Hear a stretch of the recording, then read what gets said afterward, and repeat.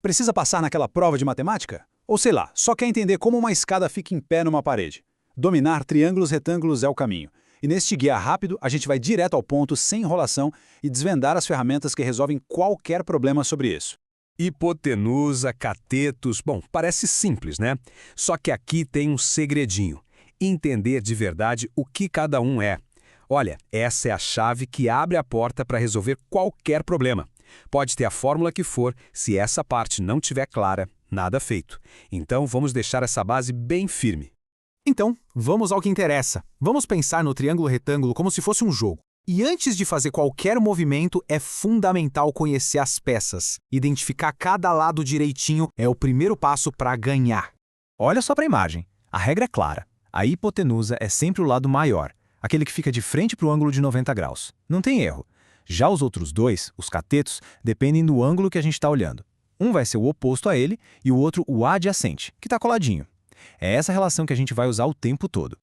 Ok, agora que a gente já sabe quem é quem no jogo, tá na hora de abrir a caixa de ferramentas. Vamos ver o que a gente tem para resolver esses quebra-cabeças. E a primeira ferramenta é uma verdadeira celebridade da matemática, né? O famoso Teorema de Pitágoras. Um clássico que, olha, nunca sai de moda. E tem um bom motivo para isso. A fórmula é super elegante e poderosa. O quadrado da hipotenusa é igual à soma dos quadrados dos catetos. Simples assim. É uma relação direta entre os três lados, sem precisar se preocupar com ângulo nenhum.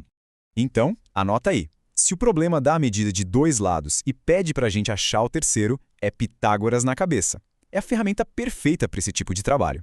Ah, mas e se o jogo mudar um pouquinho? E se em vez de dois lados, o problema der só um lado e um ângulo? E aí o Teorema de Pitágoras já não ajuda. A gente vai precisar de outra ferramenta. E é exatamente aqui que a trigonometria entra em campo. Vamos dar uma olhada nas razões trigonométricas. Elas são perfeitas para lidar com lados e ângulos ao mesmo tempo. E para nunca mais fazer confusão entre seno, cosseno e tangente, existe um truque, uma palavrinha mágica que simplifica tudo. SOHCAHTOA. Eu sei, parece meio estranho, mas pode acreditar, guardar essa palavra é o segredo para nunca mais esquecer as três fórmulas principais da trigonometria. E a parte genial é como é simples. SOH, seno é oposto sobre a hipotenusa. CAH, cosseno é adjacente sobre a hipotenusa. E TOA, tangente é oposto sobre o adjacente. Pronto, é só ver o que o problema dá e o que ele está pedindo para a gente encontrar. Bom, teoria é legal, mas a gente aprende mesmo na prática. Vamos ver como isso tudo funciona num exemplo de verdade. Hora de colocar a mão na massa. O método é bem direto. São 3 passinhos. Primeiro, olhe para o ângulo e identifique os lados. Segundo, escolha a ferramenta certa. Vai ser SOC, K ou TOA. E terceiro, é só jogar os valores na fórmula e resolver a conta.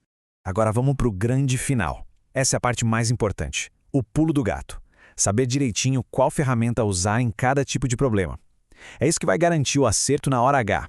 E aqui está a regra de ouro, o resumo da ópera. Se o problema deu as medidas de dois lados e pediu o terceiro, a escolha é Teorema de Pitágoras, não tem nem o que pensar. Agora, se o problema deu um lado e um ângulo, aí a gente chama a trigonometria para resolver. É essa decisão que separa a questão certa da errada, ponto final. Para fechar, um desafio do mundo real. Imagina a cena, um prédio, uma escada apoiada nele, a gente tem as medidas da base e da altura. E agora, como é que se resolve isso? A pergunta final é essa. Para encontrar o comprimento exato dessa escada, qual ferramenta seria ideal? É só pensar nas informações que o problema deu. A resposta está naquela regra de ouro que a gente acabou de ver. Qual seria o caminho a seguir?